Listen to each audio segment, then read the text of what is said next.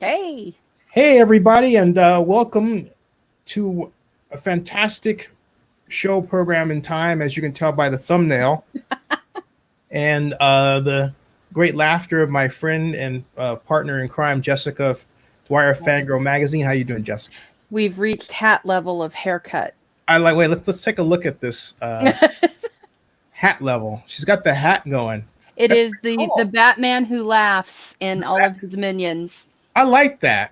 Wait, can you show it a little closer just so we can take in the gloriness of, whoa, that is cool. It goes all the way around too. That is, where'd you get that?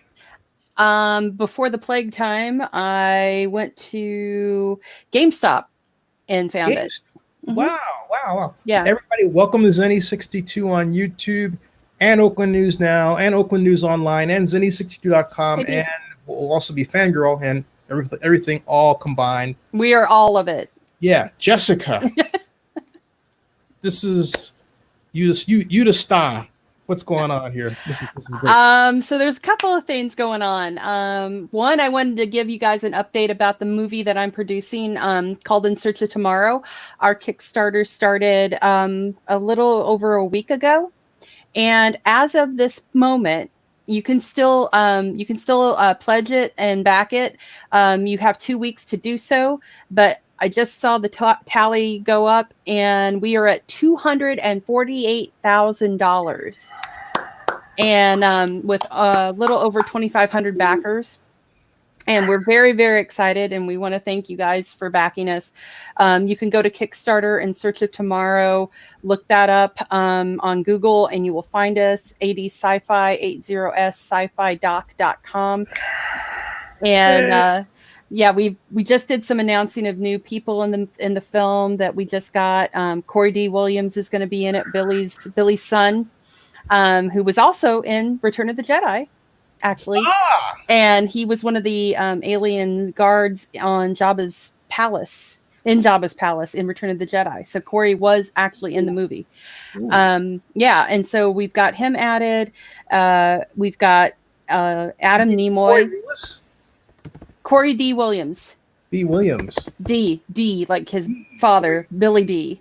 Oh, his father's Billy D. Williams. Yeah. Whoa. Yeah. Okay. And so Corey, like father, like son. And then we have Adam Nimoy, who is the son of Leonard Nimoy. And then we also have Matt Winston, who is the son of Stan Winston, the visual effects god of the 80s, who created the Predator. He created the Jurassic Park dinosaurs. So he continues his dad's work at the Stan Winston School.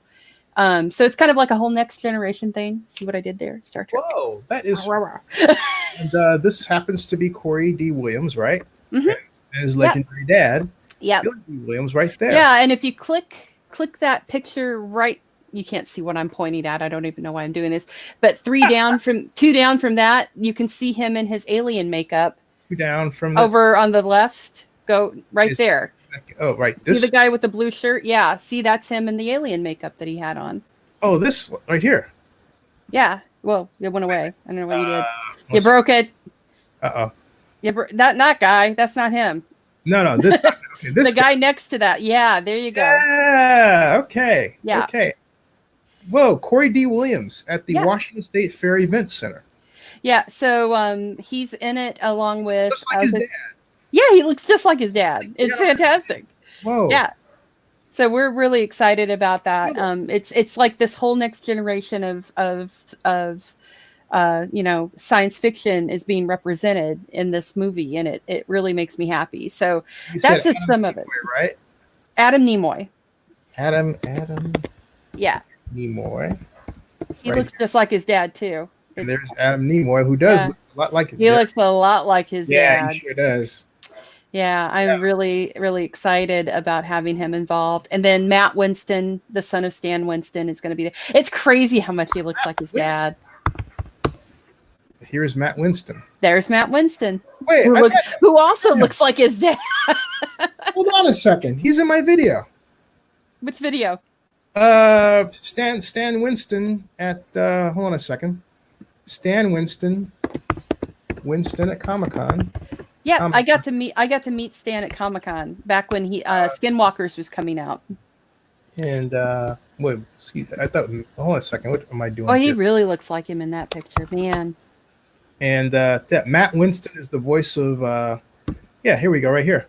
And this is it. Matt Winston is the voice of Babcock in this video that I happen to just find right now. If I go back to StreamYard and I'll pull down Mr. Winston there and then put Mr. Winston up here. As I say, share the screen, and then boom, boom, boom. That would be Matt Winston as a voice of Bodcock, excuse me. It's 50 seconds, by the way, so not long. No, not from him. We actually had that thing live. There's no thing like that. So Matt Winston is in this. Yeah. Oh man, that was 6 years ago. Yeah. Comic-Con history. So that, folks. Oh my goodness, I can't believe I'm shilling for the man. That's Matt Winston in that thing, folks. That's fantastic. There you go. Congratulations. Yeah, so thank you. We're really excited about it and very very stoked. And we still got 2 weeks to go. So right now we're really close to where we were with In Search of Darkness at the end. So the fact that this still got 2 weeks to have backing means we can make this thing insanely big. Yeah. And that's why we're really excited about it.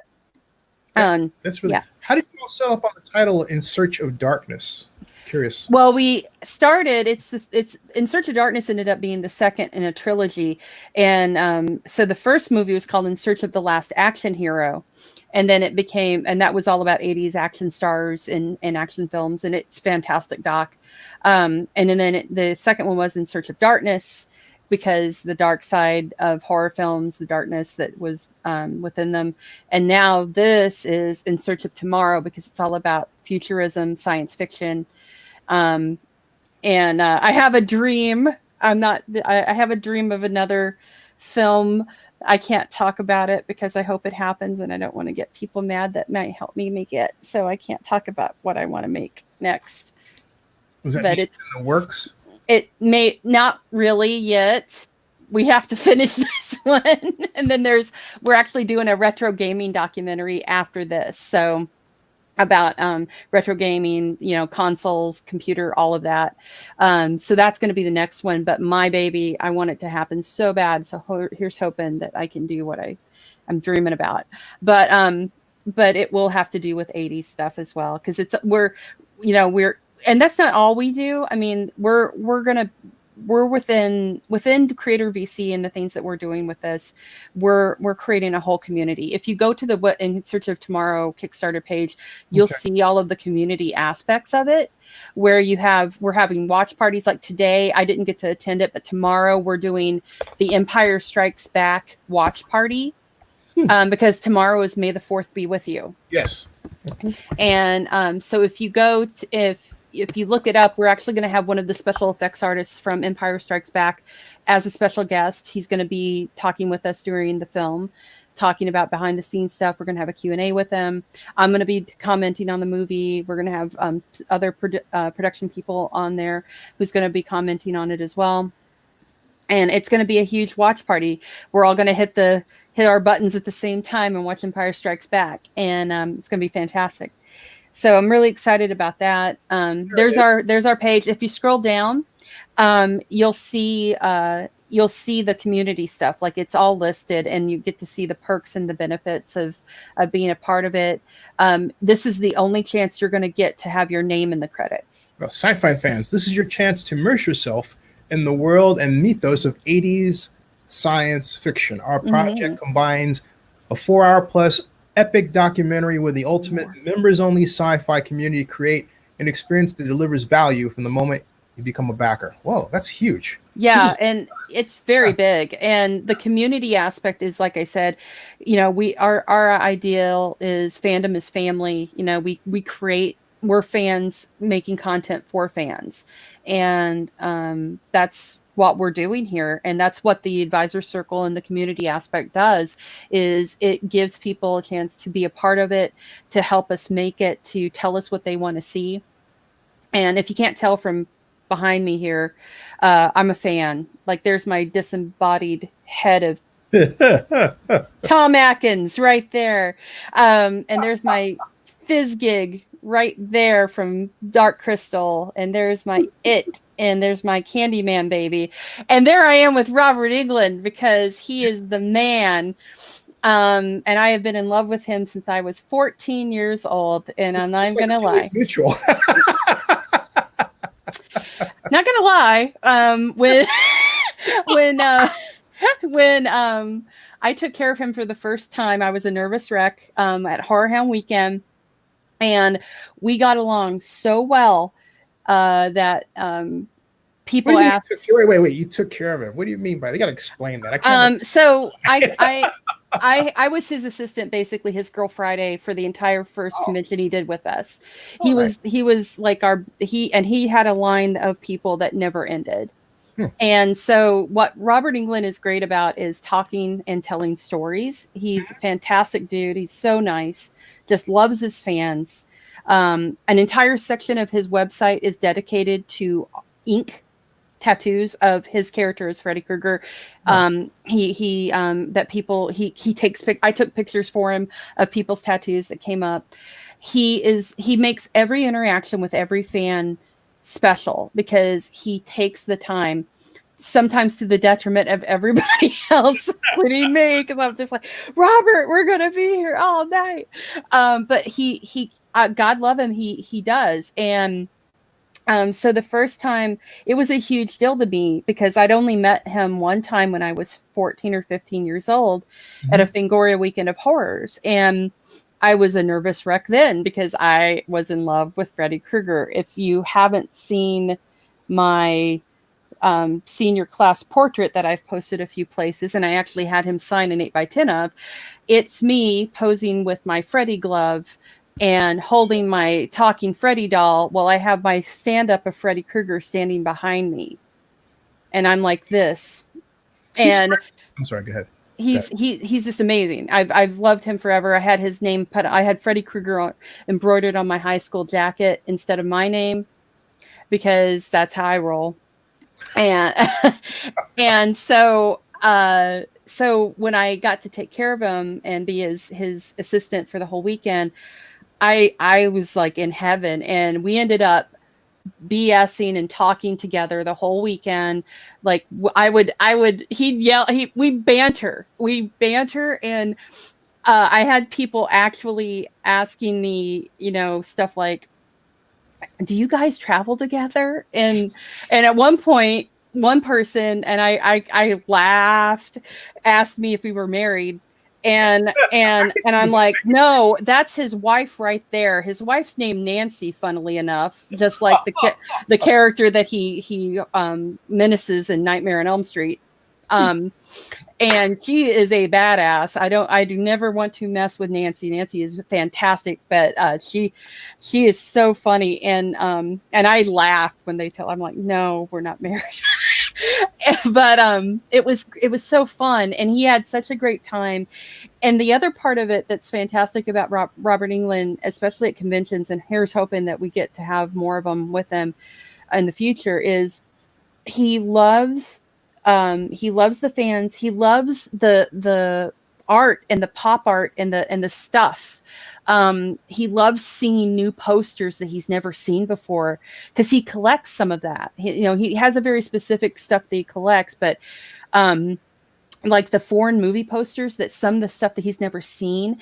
And I'm excited about it, because I love that stuff too. So we got along really well, because anytime I'd see something, like I love interacting with fans. I love talking to people that love the same stuff that I love. Mm-hmm. And I was getting along great with these people. And I'd start doing stuff like, he's going to tell you about this when you bring him that Funko Pop, and it's going to happen. And I'm just going to tell you right now, he's going to talk about this documentary, and you just better be ready for it, because he's going to tell you all about it.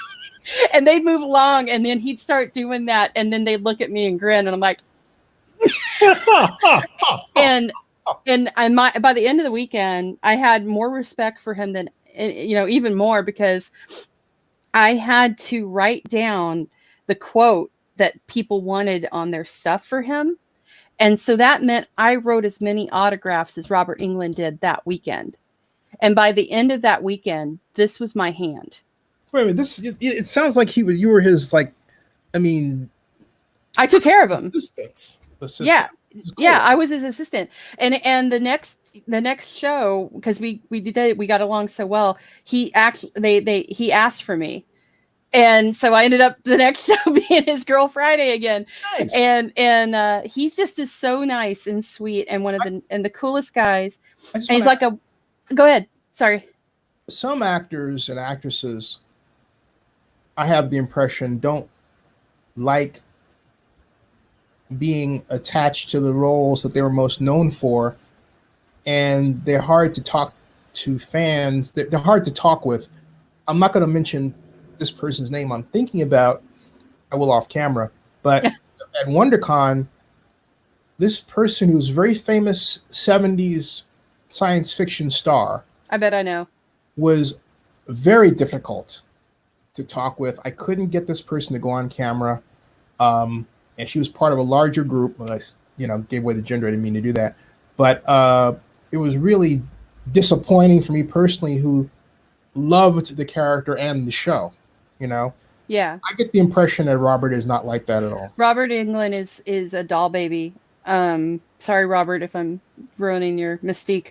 He is just a doll baby. And it's just so much fun. He just lights up. He gives everything at these shows to fans. Like, it literally he just gives everything. And he likes being Freddy Krueger.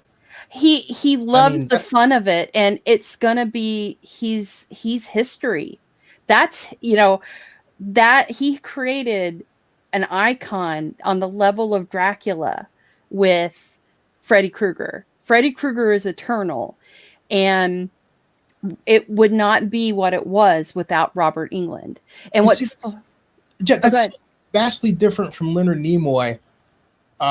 When Leonard Nimoy was first Star Trek, I watched Star Trek as a boy, and then I had the pleasure of meeting him first at the 1976 Star Trek convention in Oakland, but then after that he went on this "I am not Spock" kick.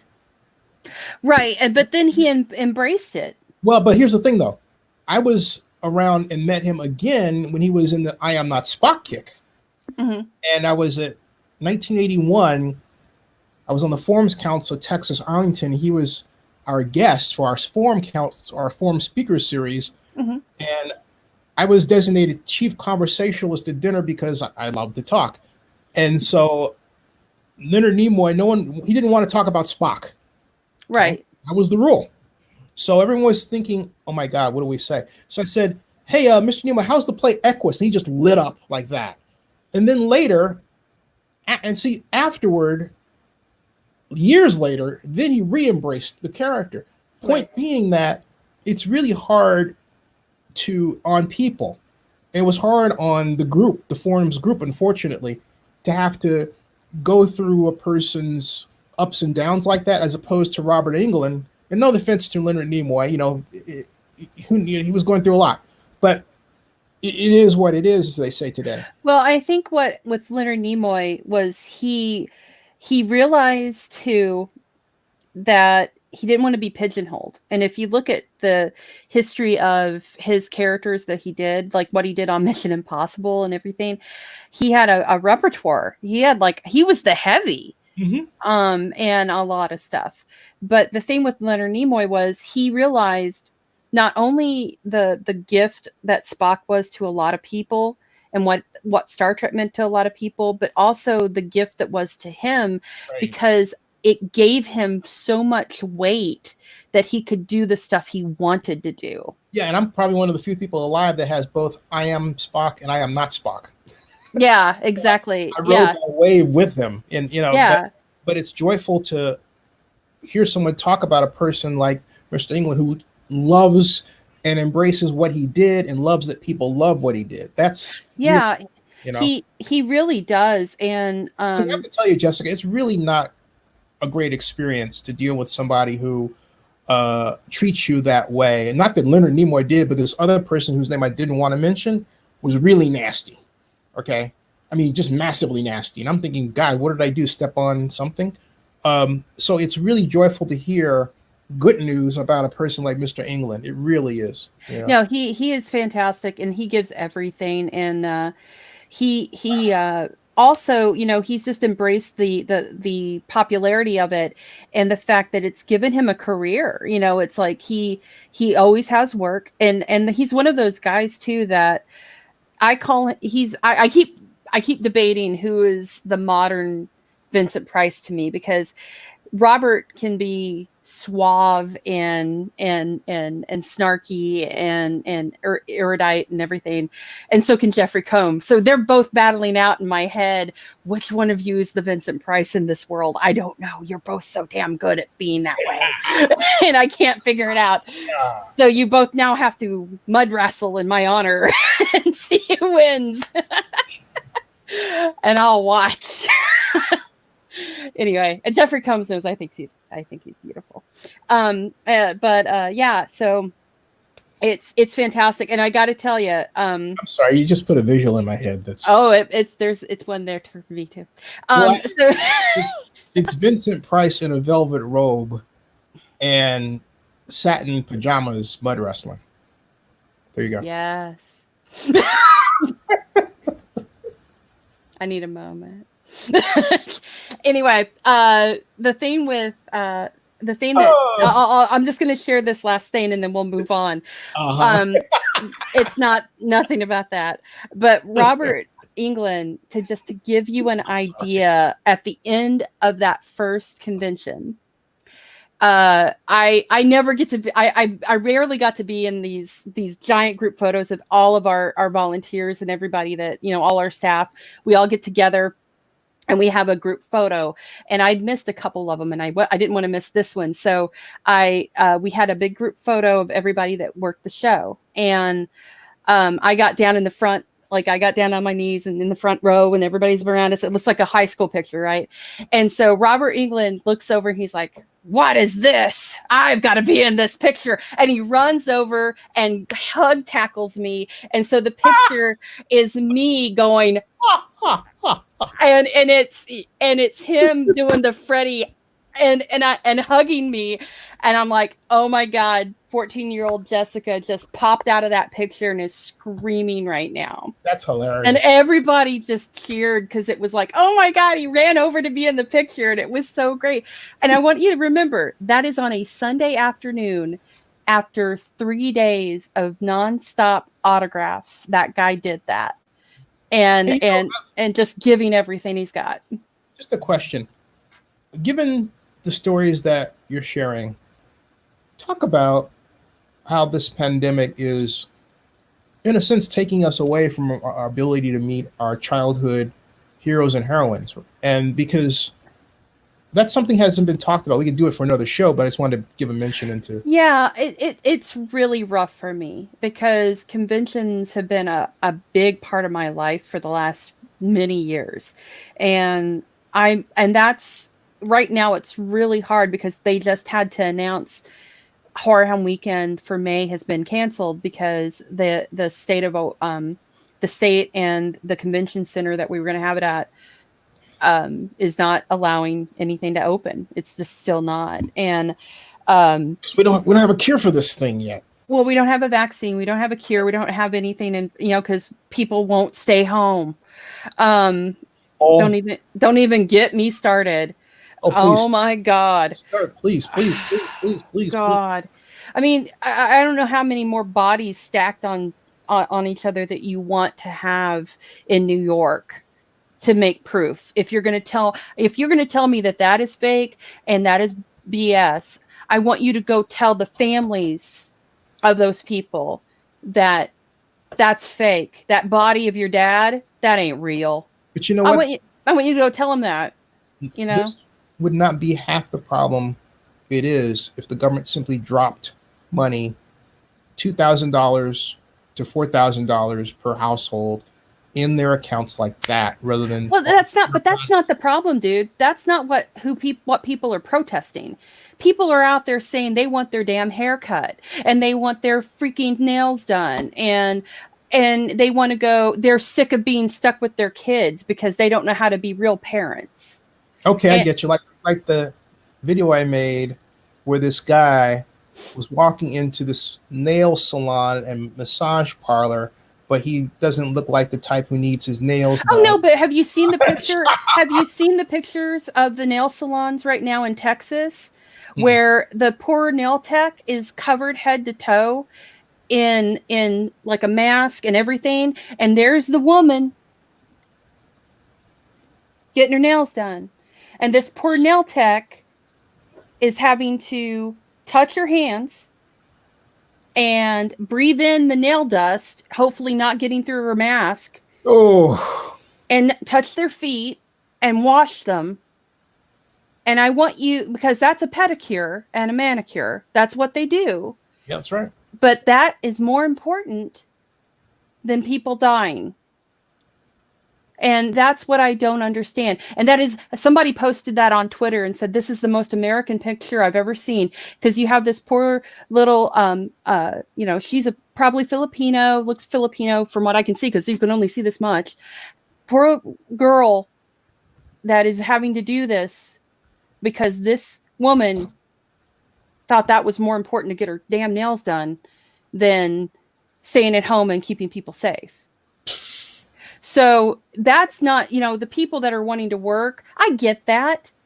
That's something that the government can fix. You can't fix stupid. and you have these people, that woman, the MAGA Trumpster with pulling her hair out and going, look at my roots. And it's like, who gives a shit about your roots? Are your roots going to kill me in my sleep by me suffocating on my own juices because I can't breathe? Is that going to kill you, your roots? I have no sympathy. I'm no filter anymore on it. Yeah, I've been living in my house. I've gone out maybe 5 times in 7 weeks, maybe. And all 5 of those times I was in my car having people bring the groceries to me, and that's it.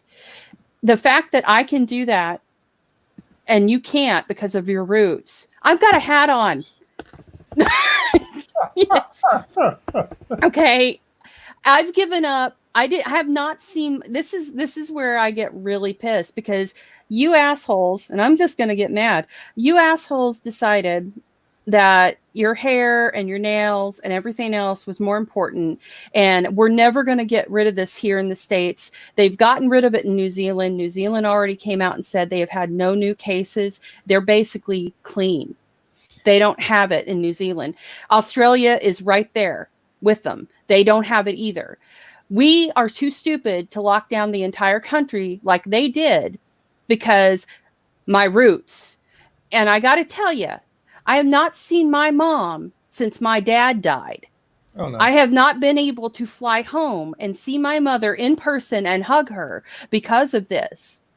And I talk to her on my phone. I get to see her on video, but I still haven't saw my dad's grave marker. I haven't gotten to that. I canceled that trip because I didn't want to die or spread it. But all of these jerkwads that can't take care of their own fingernails or dye their own hair because they need to be pampered because we love Trump and we want to be pretty for him, are out there killing people. And don't care. And don't care because my roots. So that I've only seen that really here in this country. Every other country that I have looked at and read about, for the most part, maybe the UK, but but here's the thing, their guy almost died from it. Right, but there's a reason for that, Jessica, because the United States and the UK have one thing in common. Well, 2. But the one primary thing for this is that they're both multi-ethnic. And in multi-ethnic nations, in the UK and the US, it's popular to blame a problem on somebody else, not me. So therefore, it's not my problem. Yeah, well, and they're just petulant. It's like they're free, it's hilarious. I posted this other picture on Twitter of these police officers at that just cluster that happened. Excuse me. Post them on Zenny 62. You're giving the money to Jack. I put it. I just posted. It was on Twitter. It was on Twitter. But Twitter's Jack Dorsey. He's a billionaire. It was a meme that somebody. It was a meme that somebody created, and it was so truthful. It was blog it on here. We gotta build our stuff, man. We gotta the cops at that protest lined up with the masks on their faces, and this POS protester, no mask, no nothing, screaming in their faces. Hold it up. Yeah. And it says, and all it took was this to make blue lives not matter anymore. Oh, I saw that. Yeah, show that. Yeah. And it's like, oh, I'm tired of getting all the glory. Everybody gives him free content. Hey, you have a fan of yours here, Joseph Amanduras. Want to let him in? Hey, Joseph, how are you doing? Joseph, how you doing, my man? Welcome. Hey, everybody. How are you? He's got the hat. Look at that. I was gonna say, Jessica, I have my hat on too. It's my 1938 Zenny don't have to worry about hat. his hair. Zenny don't have to worry about his hair. No, I know. You see my hair curling down the back. It's all curled up now in the back. I got it all stuffed under This here. is a fashion statement. I'll have you know. Okay. Yes. This is a fashion statement. Oh, here it is. Here it is. Let's see. Let's see if I can get that. Oh yeah, I saw that. I saw that. Yeah. I saw that. Blue lives don't matter anymore. Wow. And that guy just, if I was that cop, I would have just. You know what? You know what? I think decked when I him. see that photograph though, I think of the spittle that must be coming out of that yelling guy's mouth and how he's infecting people. Oh yeah, and that's why it's so No great. mask. That's what I think of. And that's why the guy's wearing the mask. Yeah. Can I have my 2 cents on the topic? Mm-hmm. So when I was listening backstage, one of the things I was agreeing with Jessica was, and I'm going to pinpoint it to the Trumpers, because here in Orange County, obviously in Orange County, there is a massive protest about the beach closures. Now, they made it a political issue, right? Now it's become, the Democrats are keeping the beaches closed as opposed to the governor's keeping the beaches closed for the safety of its citizens. Now, one of the things that's ironic and funny at the same time, and it talks about the craziness of the Trumpers, at least some of them, is that they have signs up saying that the virus is fake, and saying that Trump, the virus is fake, but they're wearing hazmat suits. I was going to say, were they wearing hazmat suits and masks? They're wearing hazmat suits. So if the virus is fake, why are you protecting yourself from the virus if it's fake? The best thing you can do for a Trumpster is go up and kiss him right in the mouth. How come? I wonder if it occurs to the president that he's being associated with stupid things that people do. No. He's a stupid man. Stupid people don't recognize stupid. He thinks that's great because they're invoking his name. Oh my Lord! He's there. And to think I tried out to be on The Apprentice. I did. Again, we're talking a man who wants his name on the stimulus checks when it's not even his money to and go how much out. money did that cost to do, by the way? And it delayed it for all the people that would need it the most in that format. But I also have to admit one thing. I didn't think that Donald Trump, I didn't vote for Trump. I didn't think that Donald Trump on The Apprentice would be what we got for president. He's lost his mind. They also didn't pick me. They picked these couple of chubby dudes because they were white, and I was black guy dressed in. Oh, what are you talking about? Omarosa. Oh, she was his token. It's like, oh God, I'm just so. After Heat, they had more black contestants on The Apprentice, but at first it was kind of like, dude, what are you doing? But it's sad how pop culture and television, although instructive, how pop culture and television have conspired with our own constricting economy to produce what we have today. Well, what's interesting is more money in this economy sloshing around, people would be acting like that. What's interesting is the parallel to Reagan, because you had a guy who was losing his marbles in office, was a Republican, is considered a cult icon to the Republican Party, and was an actor, and then destroyed our economy. Right. Except here's the thing. There's a vast difference between Reagan and Trump. And the vast difference is this. Ronald Reagan was a person who Arthur laughed at a laugher curve. I knew it wasn't going to work. A number of people laughed at it. It worked for a second, and then it collapsed for a series of technical reasons that are beyond this show to get into, but I know like the back of my hand. B, they respected the institution of the President of the United States. Donald Trump does not do that. And the reason why I don't compare Trump as a person who was a White House press pass. No, Trump is crazy. Trump has gone above and beyond everything. But the reason why he is in the White House is because we have had several decades of us not teaching civics the importance of government to people to a point where people don't understand how to pull the levers of government to make them work today. And so what you get when you don't understand and care about government, you get a guy like that in the White House. So we gave birth to Donald Trump. I don't think it's that as much as he initiated and stirred up all that hidden hate and racism, and the red. I'm not even going to say rednecks because I'm a redneck, and I don't believe any of this crap. But he stirred up, and he preyed on the evangelical groups. It's a cult. It's a cult now, and it has become more of a cult as we go on. And you have these, have you seen the MAGA dance? It's like, is anybody going to tell the MAGA dancers that YMCA was by a gay group about gay guys? Is anybody going to tell them that? Right. And you touched on something too. Yeah. And you touched on something. The rise of Trump proved that a New Yorker could be president, because prior to him, and when I was a teenager and I was a political junkie going back to 1968, a New Yorker was never, ever someone that was going to be president of the United States. But what Trump did was something that the late Senator John McCain knew he could do and win and beat President Obama, but he didn't do. And that was encapsulated in one video where this lady was going to say, oh, Obama's a Muslim, and Trump and McCain shut her down. Something that Trump would not do. Oh, yeah, no, Trump would be down to the Richter gun. Yeah, for sure. Right. And now I think he's opened the door for New Yorkers. Hopefully we get... we fell! Pick us up! Hopefully we get a Andrew Cuomo in there, because I would vote for Andrew Cuomo in a heartbeat. I'll take Biden. But Cuomo won't run right now because he's got to deal with New York. But in the future... We need a change. Yeah, no, we got to get a change. But I wanted to preview before we move on. We kind of went off this tangent, but I wanted to share. You did it. I didn't do it.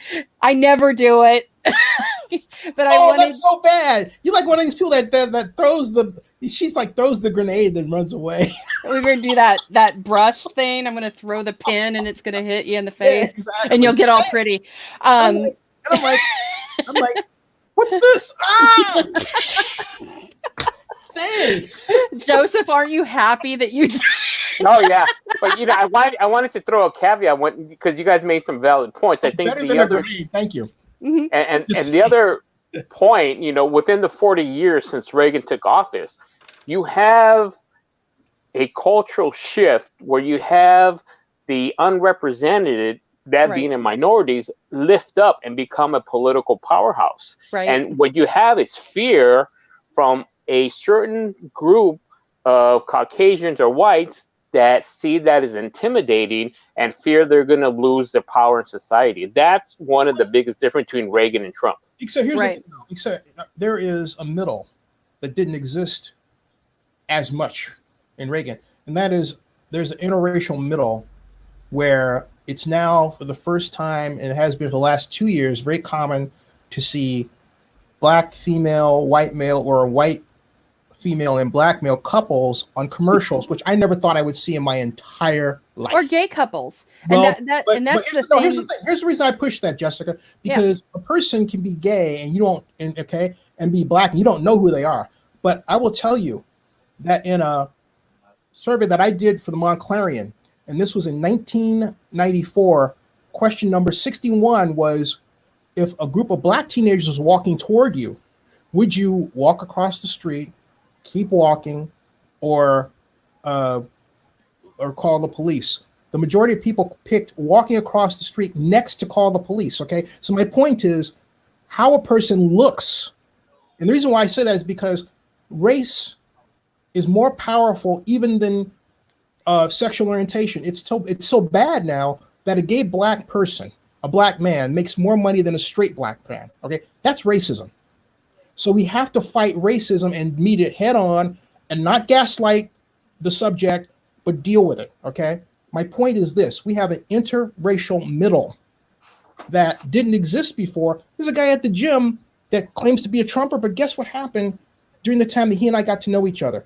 His daughter dated a black fella, as he would call him, and they had a baby. So now he had to change his entire thinking. It was beautiful to watch. Beautiful. Okay? And I would like rib him about it, okay, in a way where it wasn't offensive, but it was like, hey, how's your kid? Just to get him to talk about it, because he had to change his view, okay? And my point is that what we have today are people who, frankly speaking, they didn't want Hillary Clinton as president, all right? That's really, and we tend to miss that. And for whatever reason, some people thought this. I had people that called me as a blogger, feeding me all kinds of stuff about Hillary when she ran against Barack, all right? They hated Hillary Clinton. And what happens is, instead of dealing with the fact that that candidate had some stuff that people didn't like, for example, being accused of not once, but 3 times violating Federal Election Commission laws. This is the Clinton staff when she was running for senator of New York, all right, and go on and on and on. Instead of dealing with that, people took it as to mean different things, all right? No, we had a candidate that was unpopular, that got most of the popular vote, but there are people who wanted to actually play tricks to make sure she didn't get elected. And so we got what we got. And Donald Trump didn't expect to be president. His staff, no, he didn't know that he was going to get elected at all. At all. But the whole point is we have a interracial middle that makes some of the people that we're talking about, who you would never think are Trump supporters, but they're black and white. But guess what? They're Trump supporters because they didn't like Hillary. But now they're in this mess, and they're like, God, we ought to get rid of this guy. So it's more complicated than that. But let me tell you something. Race matters. It's so freaking powerful. It's not funny.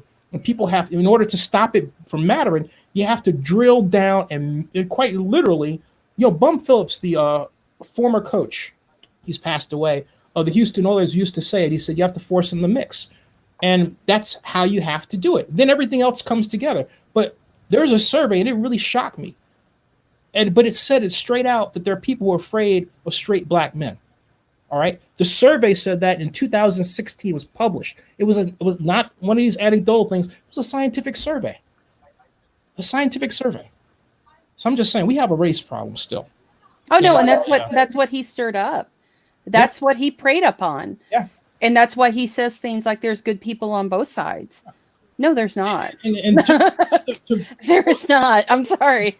When there was Prop 8 coming down in California, this guy, you can see right here on Zenny 62, okay? This guy was right there making sure that people understood, hey, we need to make sure that people who are homosexual have rights just like anybody else. Period. End of story. I was the first to interview a lesbian sports professional in Oakland. That was in 1993. So my point is, I've done a great deal of fighting for people who didn't have their rights, but now it's time to fight for black folks who are being persecuted. And that's exactly what's happening. The reason I brought up the Reagan parallel to Trump, how Trump is using race. Reagan basically just decimated the gay population when he was in office. He did not care about AIDS. He did not care about anybody dying of AIDS. He just let it go and did not give 2 good goddams about it. And that is why you had such an epic, just, like it just was our land, wildfire. No one, and he would not allow anybody, they wouldn't even allow people to say the word, right. So then that was why the big thing with Rock Hudson, when that happened, well, this was a guy from Reagan's era. Right. When he was an actor who came out as gay and had it. So but the reason why I pressed this, because you mentioned gay in the middle might come up with race, okay? And the reason why I pressed this back is because we have a race problem. Oh no, we totally do. But here's my point, though, because it seems to come up when I mention race. And my point is that what the problem is that, and where gay activists need to side with black activists and don't, and it's a big problem, Jessica, is in the recognition that, and I have a number of people like Mark Leno, who's now senator, and a friend of mine, a senator of San Francisco. I've known Mark for like 20 something years. All right. Will tell you they borrowed an African-American civil rights approach and did it more aggressively and did it through the law, and could turn around and say, hey, you know what? Now it's our turn. But that feeling is not universally shared. And so therefore you have a race problem even within the gay community. And that's why I say that it's not, you know, there's some complications there that really should be discussed. They really should be, because they haven't been adequately, but they are there. And they lead to this outcome where a straight black guy has a lower per capita income than a gay black guy. Wow. And that's where we are. And it's because of racism. Talking about that science fiction horror. I know Yeah, we're getting. I don't know how we got on this seat. I do, because I mentioned we talked about Reagan. Then I mentioned race and the gay thing. No, I think Joseph came on for the science fiction and horror stuff. That's what Joseph came. So on. it's like no, I like all those topics, but yeah, I mean, it's easy to get into those topics you come easily. for the salad and you stay for the pizza. So there you go. That's but you know, it's important to have. I think you can't talk about entertainment today or anything what we're going through without talking about Politics. Society, social change. Well, and that's what we and the complications within it. That's or as President Lincoln would have said in the Gettysburg Address, the hard facts that created America, right? So that's the way it is. You know, the hard facts that created America. That's what that is. But it's and I'm glad you brought it up, Jessica, because those are things that are to be talked about. Because I remember I used to go to quite a few events in San Francisco that were, frankly speaking, gay political. But in the Bay Area, I'm telling you something. It doesn't matter your orientation. You cannot expect to be successful in business without knowing people of both stripes. It's impossible. So my friend Beth Schnitzer took me to a number of events, but they thought that I was gay. I'm not. And when they realized I wasn't, they treated me like blank. So my point is, and here I am as a media person helping them get out their views. So there's a lot that I personally experienced where I say, hey, look, there's still a long way to go in that, you know, and we're not quite there yet. Well, and that's the thing that, like, going back to In Search of Tommorrow, I'm gonna rein this in. So going back to In Search of Tommorrow, we talk about the use of the science fiction to talk about things like that, like with Blade Runner is a great example of where in sci-fi you have humanity has become so consumeristic and so unalive that the artificial intelligence and the replicants have more humanity within them and are able to appreciate everything around them more than the humans can. And that's that, like I always go back to that great Rutger Hauer line. That is, I've seen things you people wouldn't believe. And he improvised that, by the way. That was all off the cuff. But he, what Roy Batty and all of the replicants represented was, this is what we've created something more human than we are. And look at the landscape, what Ridley Scott did with that, with like the commercials and how everything was just, massive commercialism everywhere you looked in the city. And the people were just walking around drudgy. They didn't have really any they looked, lifeless. And then you had Pris, who had the big glowing eyes and the beautiful hair. And that's what I love about the science fiction films from that era, because they were taking on those things that were happening in the 80s and are now still happening here, and talking about them. And speaking of replicants, have either one of you seen Westworld? Yes. I don't have HBO to see it. That's the problem. and I feel like a schlemiel, schlemazel, Hassan Pfeffer. But you know, the whole point is, remember Yes. that? Yeah, which one are you, Laverne or Shirley? He's squiggy. The big ragu. Hey, it's Rugger Hauer. Just thought I'd Yes. present that for a second. Yeah, he wrote that himself. God, I miss him. He was so amazing. And meet nobody him? talks about Lady Hawk.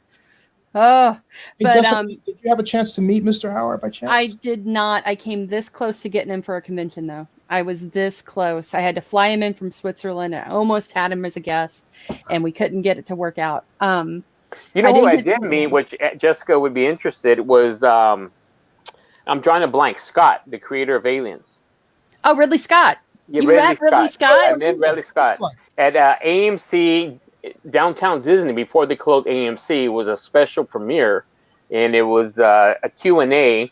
And what they did was they didn't show the whole movie. They showed about 10-15 minutes of his last movie, which was alien related. And not Prometheus. yeah, it was Prometheus. Prometheus. Was Prometheus? Oh. Prometheus. Yes. I was going to tell you though, you might be interested in this if you're an Alien fan. I was the last person to interview Dan O'Bannon, the guy who wrote it.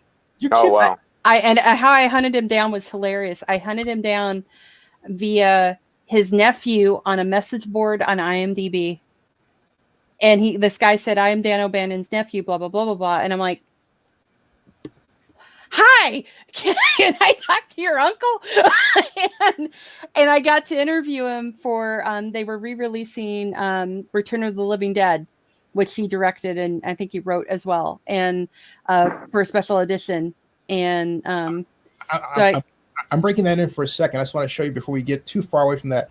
That's 2007, and at the Richmond Urban AIDS Foundation party that I was a guest of, and that's Senator Mark Lindo. So that's how far back I go with that whole problem. Just just a little history there. Yeah, I got history. But yeah, Dan O'Bannon was the most awesomely grouchy old guy, and he was still with it, and just he hated George W. Bush. I'll just say that. So that was fantastic.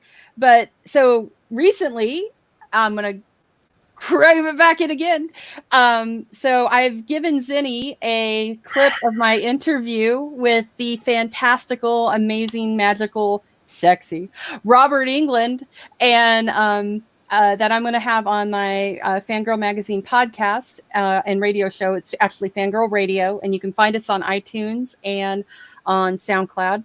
And previously, we've had Doug Jones, most of the doctors from Doctor Who, a bunch of other stuff, a lot of Walking Dead. It was great. Jessica calls Robert Englund sexy. That's the first time I ever hear anybody compare Robert Englund as sexy. No, I am not the only girl. Okay. But you know what though? I mean, have you seen this photograph? I mean, this is cool, man. He's a naughty little minx. Look at that. Look at that. Well, he's definitely somebody's type. My type. He is my type. I have loved that man since I was 13 years old, and it all started with V. So he's doing those things. He's doing those things only a white guy can get away with. Au contraire, Tony Todd can get away with a lot. Now, did you say it started with V or with Elm Street? With V. It started with V because V was before Elm Street, and then Elm Street came like right after that. And I didn't really get into Elm Street until later on, but V came out when I was like 9. Yeah, me too. I was about 10. Yeah, about 10 years old. And I fell in love with that show. I actually got to meet and interview the gentleman who created that, Kenny Johnson. Kenny Johnson, who also made Bionic Woman, Incredible Hulk, he Short Circuit 2. He directed that. And Steel with Shaq. He did that one too. And when you consider when V was created, if you look at it now, it holds up when it comes to special except for the eating that guinea pig. Yeah, that does not. But wasn't it great for the time though? I mean, wow, man. And it was great. So it scared the heck out of me. I remember my dad hiding in the closet, and he jumped out, with like a reptilian face. Oh, When I was we used to play V in the elementary school yard, and we'd go around going, "We got red dust," and we'd act like we're throwing red dust at them, and they go, So it started with V with Willie. Willie was the bestest character. He's so cute, and he's like, "Don't die, Harmony."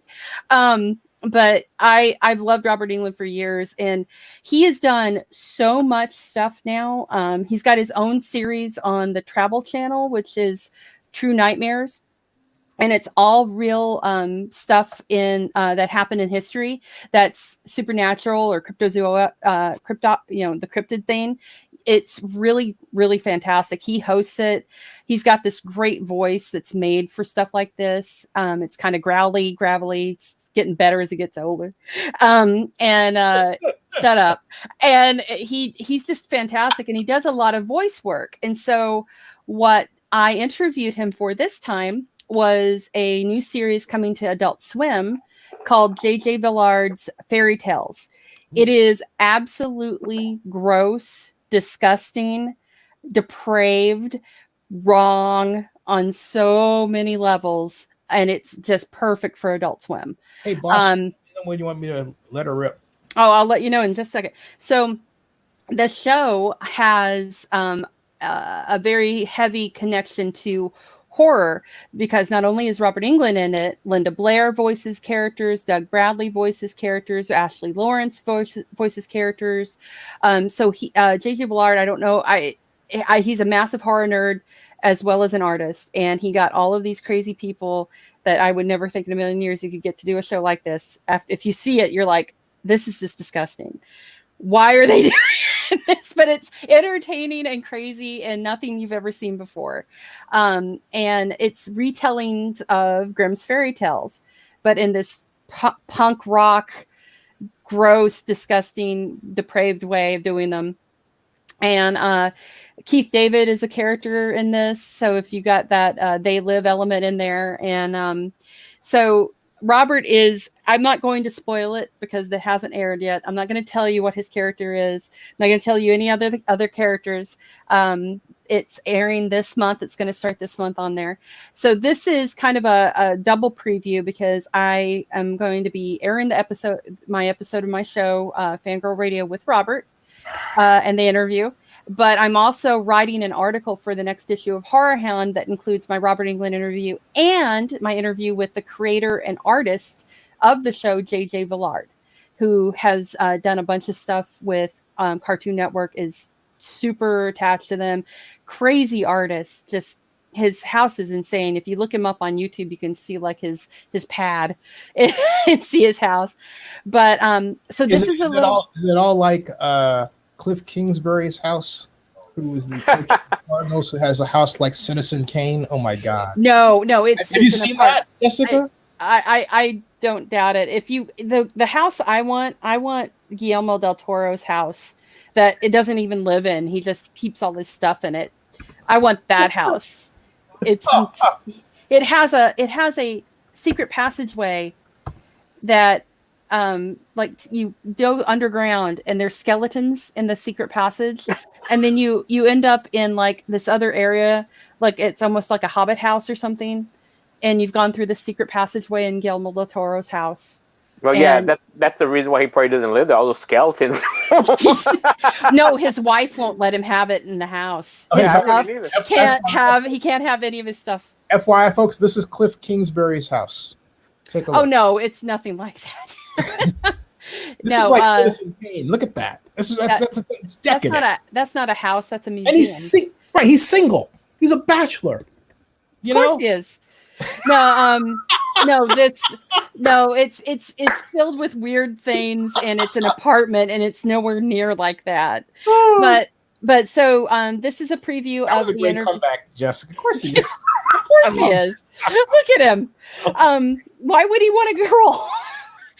He's quite the contrary. They're rolling in and out. Exactly. Why would he want to do just one? Settle just one there, Come on. So I don't think I should have divulged that. I'm gonna roll. I'm rolling it back. So this is a preview of the interview with Robert, and this is one of the first questions I asked him, which is how he got involved with this project, which is so out of left field that you would never think that anybody would. Yeah, I'm just going to tell you the show is gross, but but it's great. So if you're into like the just gross out humor, if you liked Ren and Stimpy and just ridiculous stuff and you love animation, this show doesn't care, and it's got so many subversive parts to it.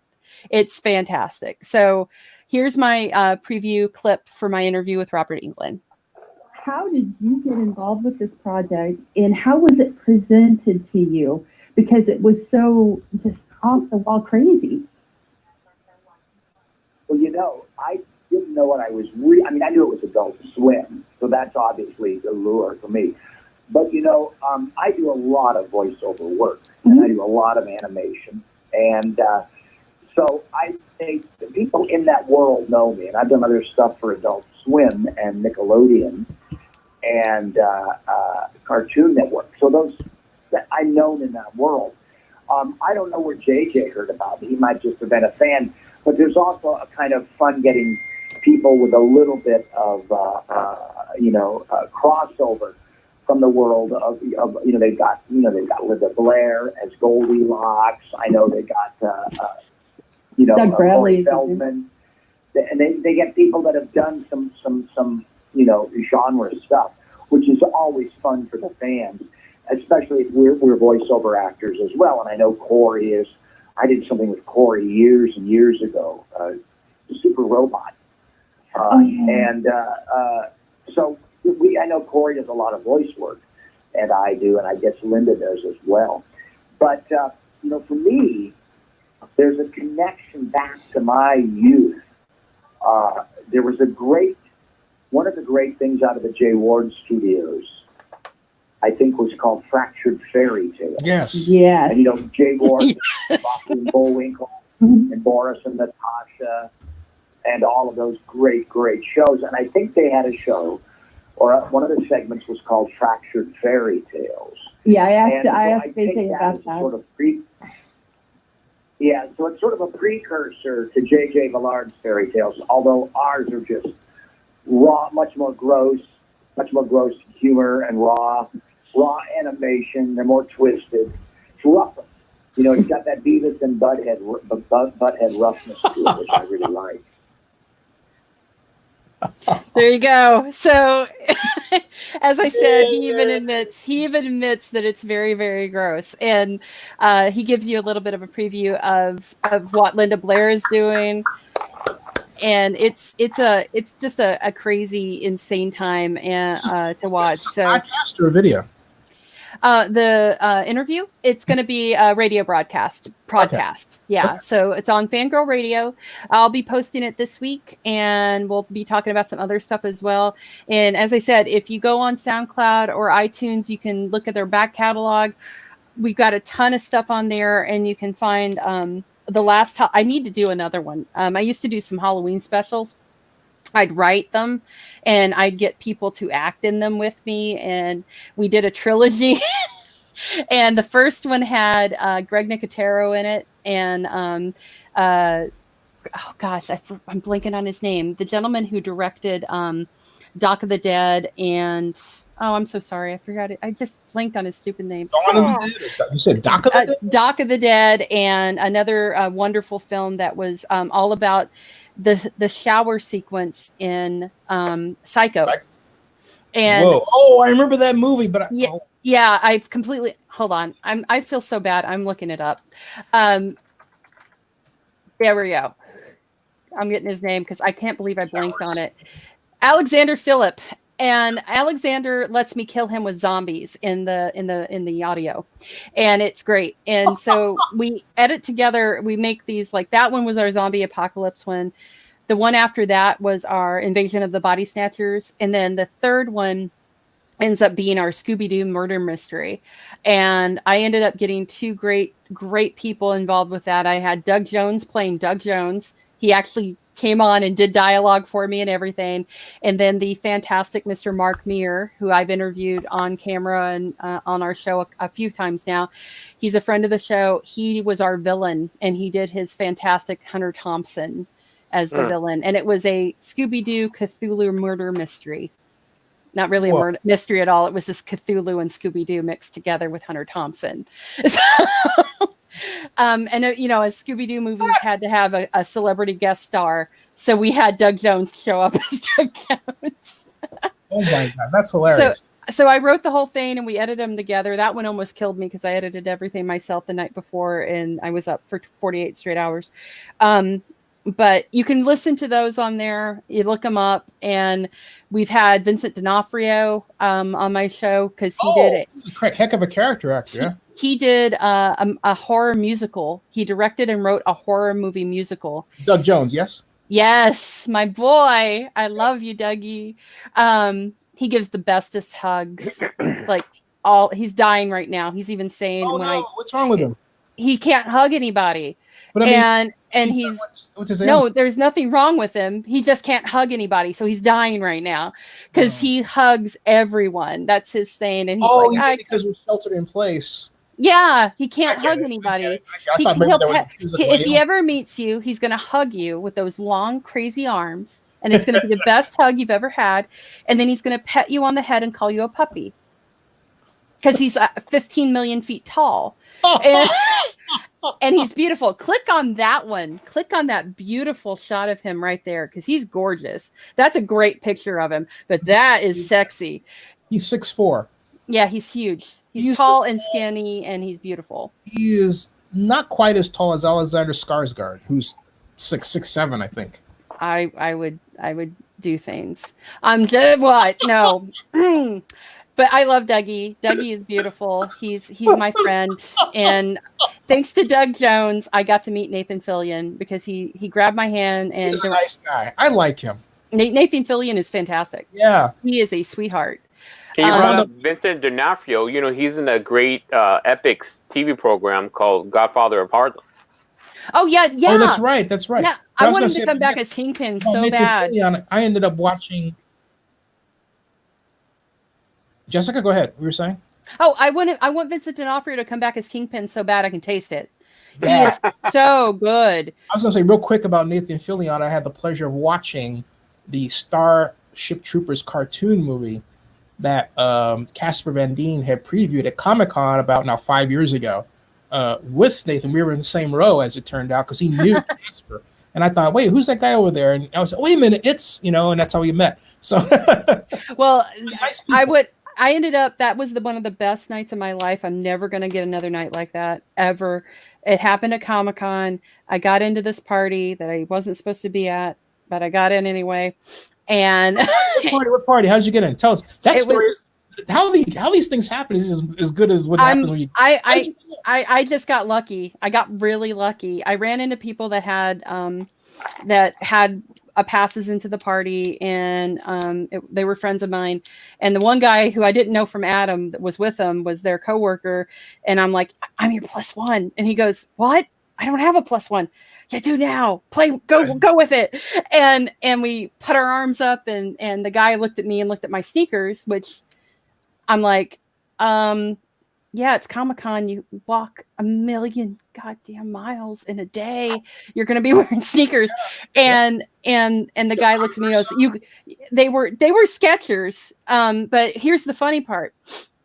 So he looks at me. He's like, you're wearing sneakers. And I'm like, yeah.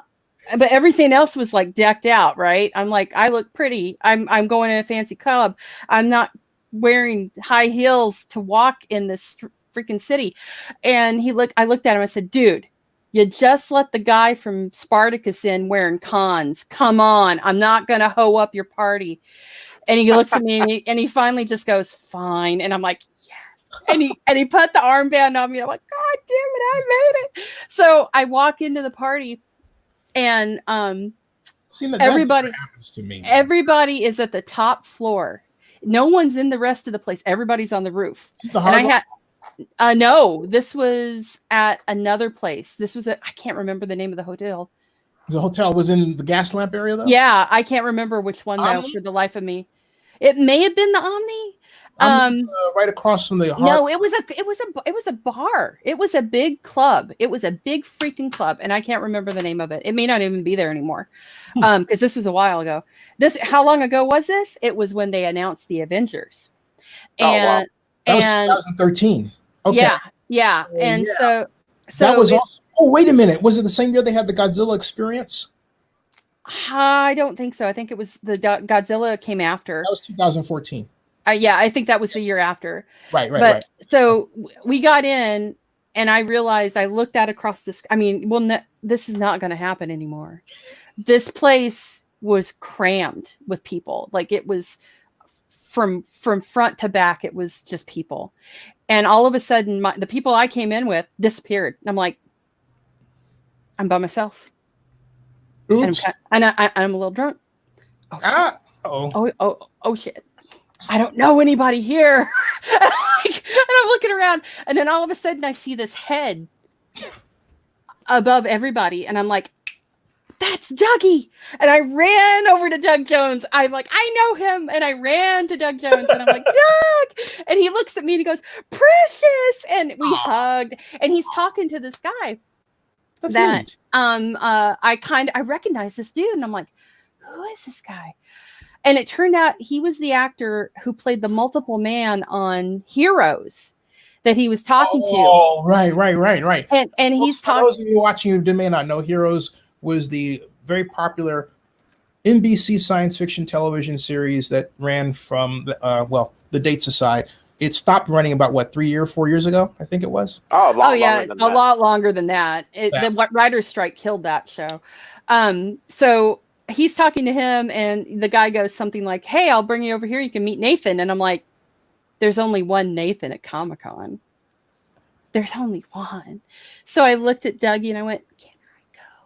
And he just grabs my hand and dances me through this crowd and deposits me at the side of Nathan Fillion. And I'm just like, and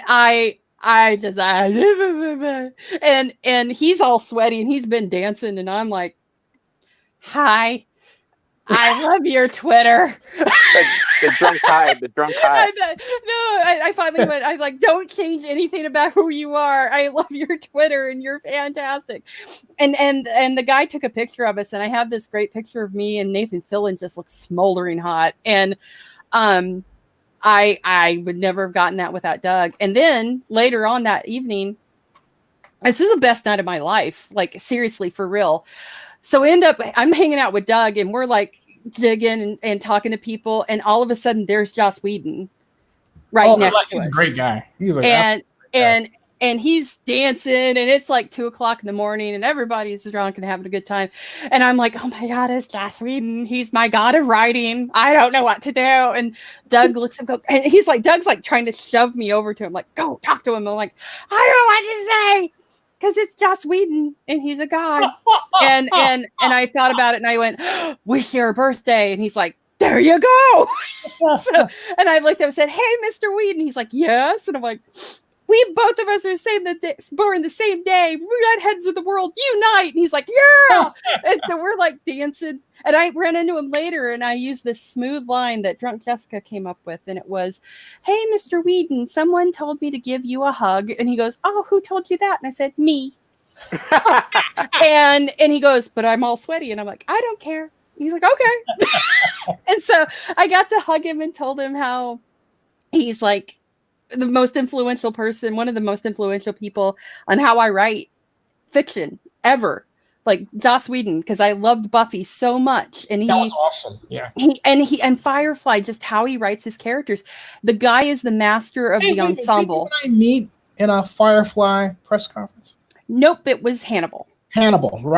But you were in Firefly, right? Weren't you? Oh, I was in the Firefly panel when they had him come back for like the 20th anniversary. Yeah, but we were there. But yeah, so and then seeing you. That's why I was like, wait a minute, before we met. Yeah. Okay. Yeah, I'm just making sure I'm sane. Yeah. And speaking of Joss Whedon, maybe either one of you know, I think Jessica might. I think currently he's being recruited by Warner Brothers to direct future DC projects. Yeah, dude, talk about that. I got to check on. I'll be right back. 70 seconds. I'll be right back. Okay. Okay. And, yeah, he actually did come in for Zack Snyder for the to finish up after Zack's tragedy for Justice League. But it's sort of funny how they're kind of poaching all the Marvel people right now, because they took James Gunn for Suicide Squad, Right. and now they're taking Whedon away for their stuff, and that's smart, because they know, oh yeah, these are the guys that created the right properties. So yeah, the funny thing about that night, I ended up that night doing the dream of all the fanboys in the world happened to me. And I'm talking and some of the girls too, probably, but I didn't expect this. What's her name? Hold on. Mary Brady. Adrian Curry. Adrian Curry, okay. All right. So Adrian Curry, it's a good story when you start with Adrian Curry. Adrian Curry was there. I think she was with a girlfriend of hers, and Adrian Curry was decked out like Slave Leia, hardcore. And her friend was dressed like a Droog from Clockwork Orange. But Adrian was walking around, and this was late at night, and I had a lot to drink, and so had she. So I walked by her. I'm like, oh, hi, blah, blah, blah, blah, blah. And yeah, we were friendly. And she just goes, I gotta tell you, this thing chafes like a bitch. And she grabbed my hand and shoved it on her boob to make me. And I'm like, what am I supposed to do? And she's like, feel that. And I'm like, I feel that. And it was because it was this hard, like, shell thing that her outfit was made out of. And I'm like, what am I doing? Is she hitting on me? I don't know what's happening. I am confused. So, she was hilarious. She just didn't care. I mean, she has this sexy aura about her too. Yeah, she's absolutely beautiful and a sweetheart. But she just doesn't care. She's like, here, put your hand on my boob so you can feel how heavy it is. I'm sure because you mentioned it, marrying Brady, I think that's what ruined the relationship, because I think he couldn't keep up with her. Exactly. I think he was jealous, and it's like, that's not who she is. She's just all about, she's very, very comfortable in her sexuality, and that's it, and props to her. She's fantastic and super sweet, just unexpected. Yeah. And going back real quick to Joss Whedon and the DC universe, prior to this explosion of Marvel, before all this happened, I always felt, and to this day, I probably would still say the same thing, is that I think DC always had better characters in terms of the superhero characters. Well, they were the archetypes, really, for everything that came after. Like, DC was prior to all of this, and you had your strong silent, your strong bastion of truth in Superman. You had your female empowerment in Wonder Woman, and you had your dark brooding hero in Batman. And those were the three, the beginning, they were the beginning of it. And so it's you have to give respect to those characters, and my thing is, like, you can't change those and them still work. You can't make Batman some, and they're trying to do that right now in some of the work coming out of DC, and it's just not. Gotham High, whatever that is, just isn't going to work. You can't have, it's too perky. You can't have Batman be perky, and that's just not what that's about. Batman needs to be Batman.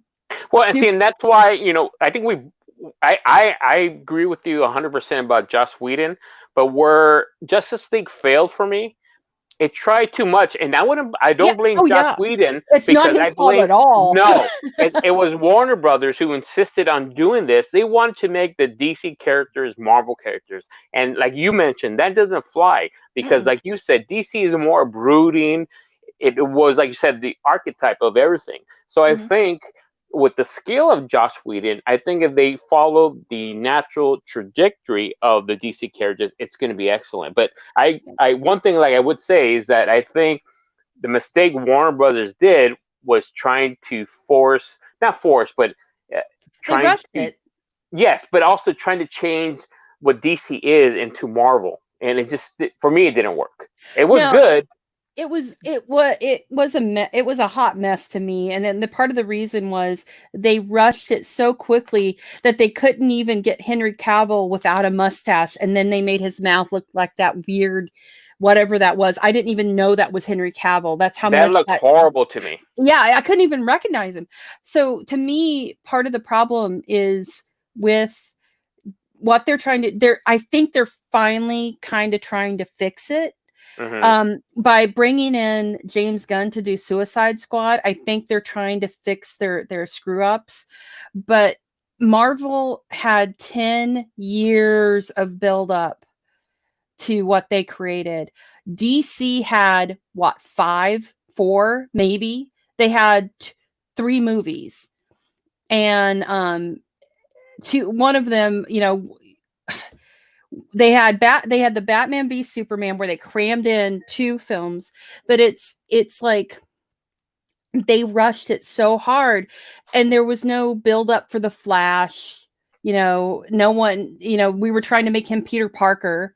Right. They really were. And everybody loved Aquaman because Jason Momoa was great, because he's playing Jason Momoa. Yeah, that's what that was. And Gal Gadot looks great as Wonder Woman, and but it was such a mess. And I just watched, there's a YouTube channel called Critical Drinker, and he's got a part 2 coming of the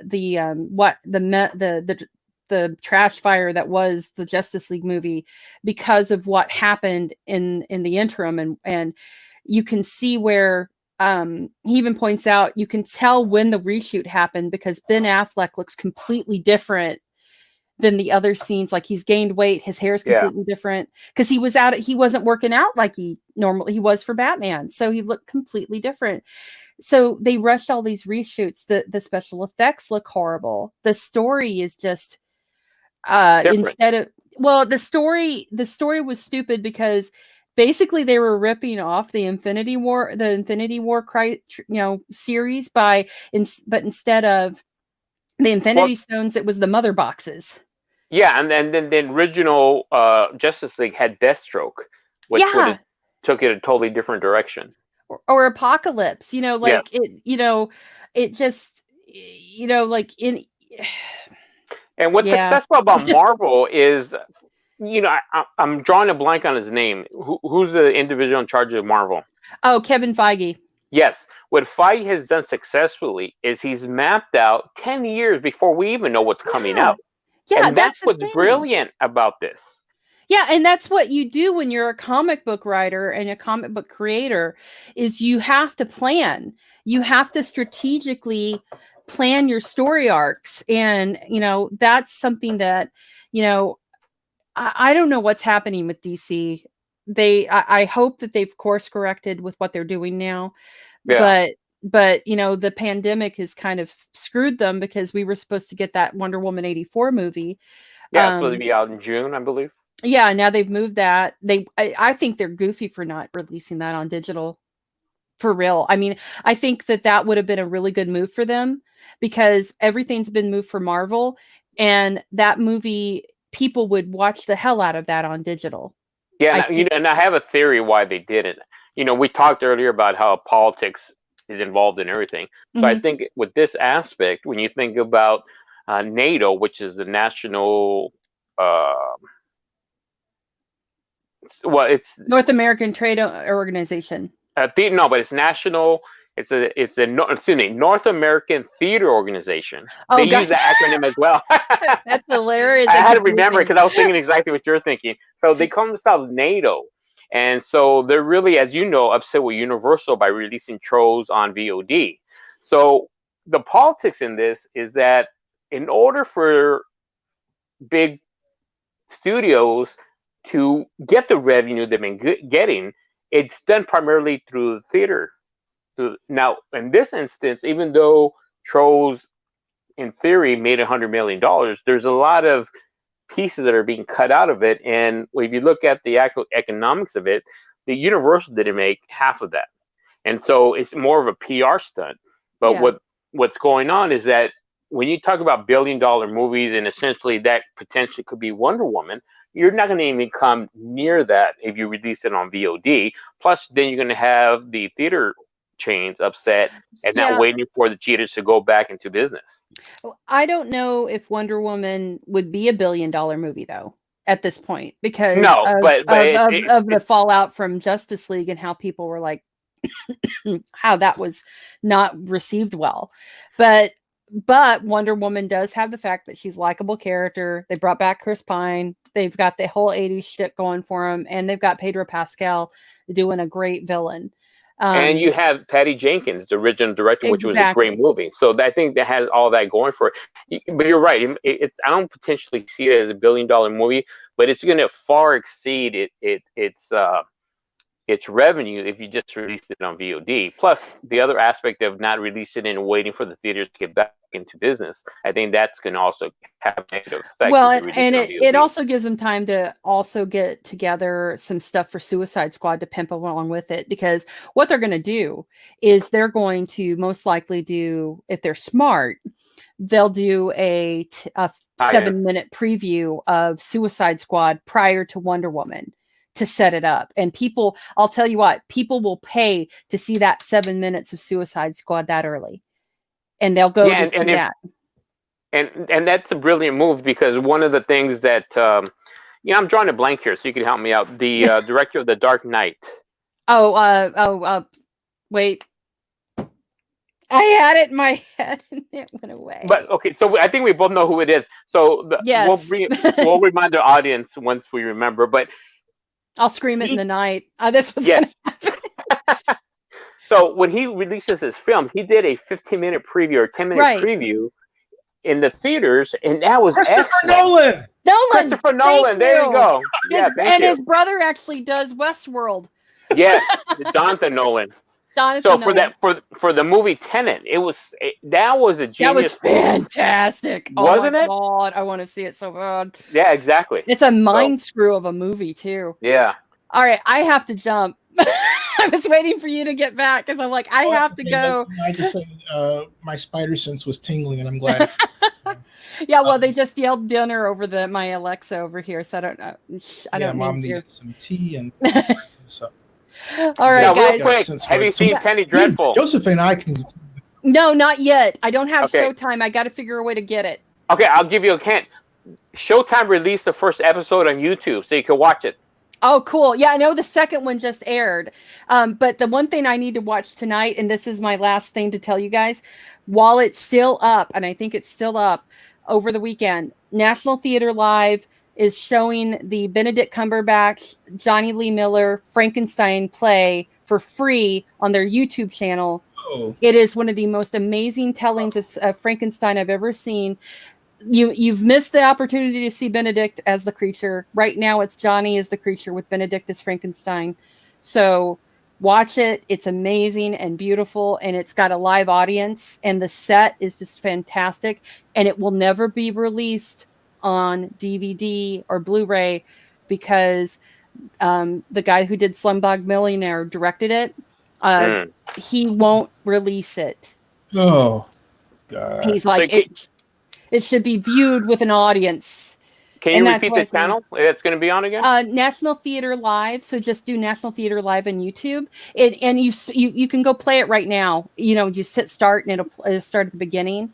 Danny Boyle. Thank you, Brian. Danny Boyle. Okay. Danny Boyle directed it, but he won't release it because he's like, it has to be viewed with an audience. So the fact that they did this, it's for donations for the National Theater, because right now all the actors are hurting because they can't perform.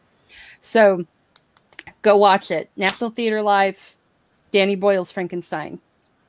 All right. All right, guys. Jessica. Thank you. Bye. Bye. So I see you, Joseph. Yeah, same here. Your hat. Your hat is awesome. Thank you. It's my fedora hat. It's my Penny Dreadful hat, the 1938 LA hat. I have like a bunch of fedoras. I don't know. I went through this phase, and I'm glad I have them now because this is hat season. All right, guys. Bye. See you guys later. Right. Dinner. See ya. Hey, so tell us about Penny Dreadful.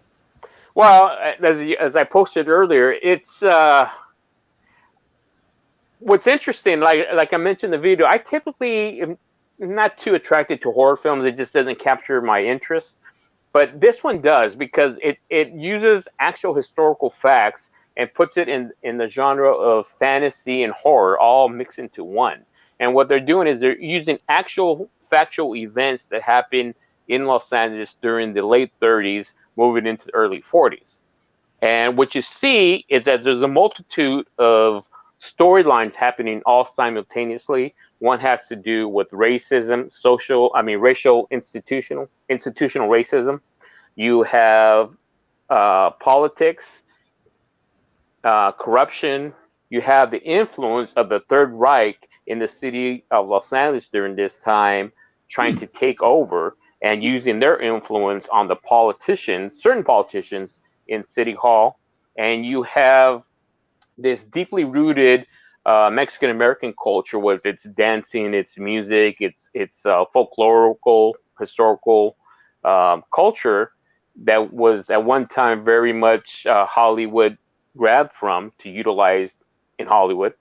And you see how certain elements of City Hall didn't respect the minority communities, both African, but this one predominantly the Mexican American community. And what their intention was to eliminate that community by driving them out of the city, by creating the Pasadena Freeway right through their property.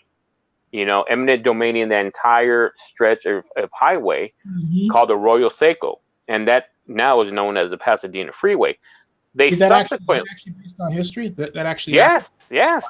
Because that area where Arroyo Seco is, I lived there, I grew up there, and that's part of a small part of LA called Highland Park. You know, just like in Oakland, you have London Square or Jack London Square, and it's encompassed all of Oakland. Same thing with LA. You have little pockets like Garvanza, Highland Park, Cypress Park.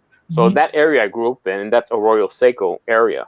And so after that, the city of Los Angeles took over and went through Bunker Hill, which at that time was a predominantly African American community.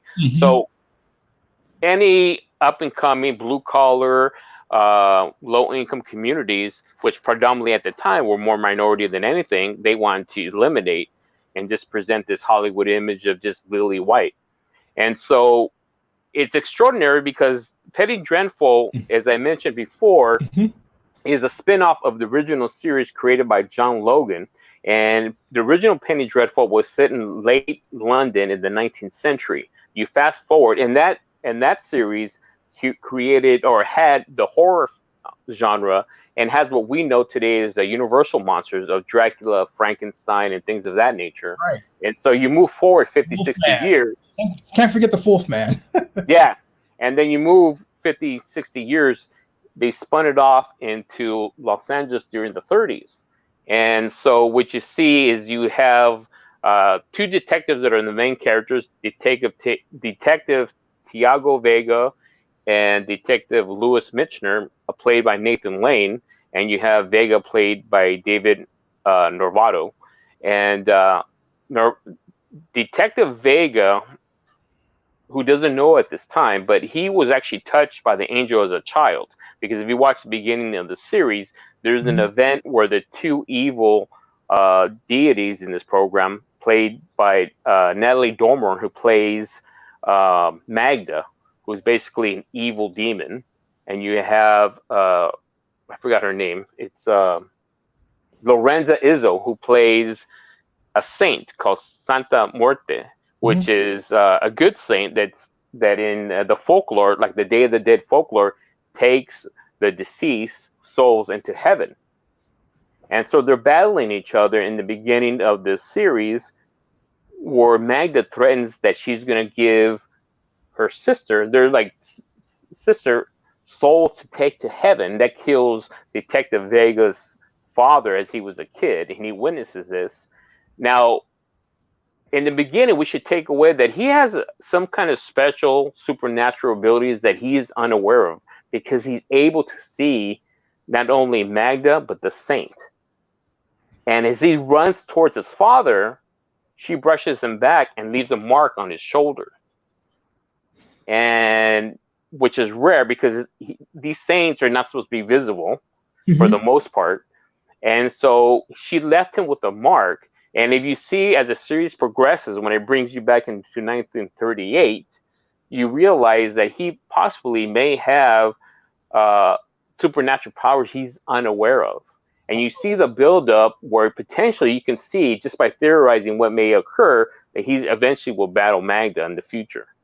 And so the opening scene, present day 1938, the time that it takes place for them, is that both Detective Vega and Nathan Lynn's character, Detective Michener, is actually tasked to resolve a gruesome crime that occurred in the riverbed in LA.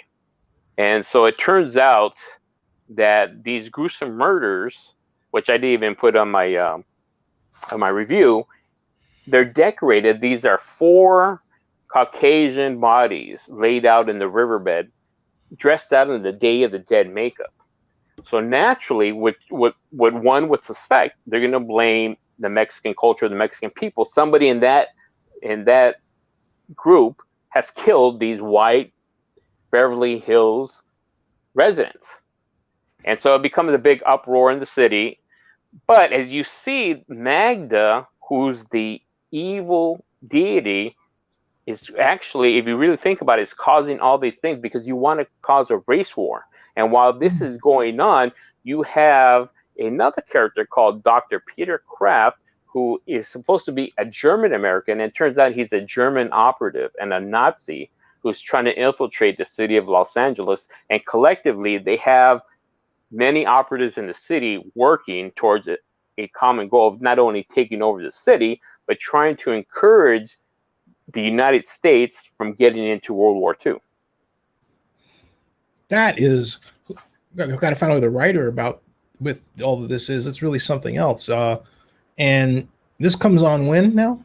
It's actually going to start in about 15 minutes So it's 7 o'clock on what channel? On Showtime East, because it's a 10 o'clock. They actually moved it this Sunday. Last week it was 6 and 9 p.m. Because if you're out here in the West Coast, the 9 p.m. feed, you can see at 6 o'clock on the East Coast version of Showtime. Now, because Billions, another Showtime premiere started today, they're moving it from here on out to 7 o'clock Pacific on the Eastern channel, but 10 o'clock Eastern. Say it one more time because... Okay, so 10 o'clock Eastern on Showtime. And if you're able to have Showtime, on Showtime, there's an East channel, which gives you the East Coast feed at 7 p.m. Pacific. But the bottom line is we have 15 minutes to catch it right now because it's 15 minutes to, actually less than that, 15 minutes to 10 o'clock in the East. Correct. Okay. Let's do this. I'll close out. And Joseph, closing thoughts on this fantastic show, which will last you 1 hour and 37 minutes and counting. I thought it was cool. Well, actually, it was good. I'm glad I was able to come and join and wrap up. And it's always good when you have multiple vloggers on because we get different perspectives. And like one of us will throw on a subject, and it goes into a different realm. But it's actually a good thing because we started talking about Marvel as well. Right. And I like it better this way than the two-dimensional exchange that's on Facebook and Twitter, which to me isn't real because people have a tendency to say things that come off mean, as opposed to saying things that come off from the heart or their perspective when we're talking face-to-face or as close to face-to-face as we can get. So I'm really all for the return of the vlogger and the blogger because this other way is just not cool. Hey, on that note, I will see you soon. Okay. Thanks. All right. See you, everybody. Don't go anywhere. Hey, everybody, thanks for tuning in. As Arnold Schwarzenegger would say, and I will modify, we'll be back.